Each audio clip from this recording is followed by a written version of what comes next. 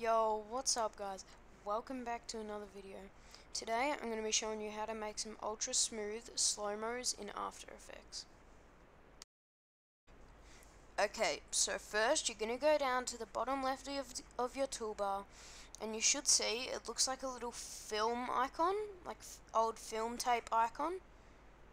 What you want to do is go down to the clip that you have cropped to what you want the slow-mo to be on and click on under the film icon twice, and that should give you like a little arrow. Okay, so once you've done that, that'll enable frame blending. So once you've done that, two-finger click on your clip that you want the slow-mo to be on and go up to time and then time stretch.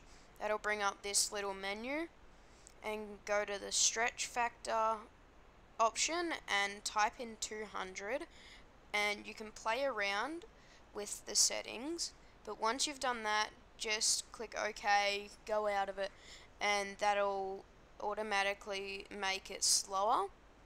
And because of the frame blending that we've already done, that'll make it a lot more smoother. It mightn't look like it in After Effects, but once you render it, I've made a tutorial on how to render as well. You can go check that out. Once you render it, it'll look super smooth.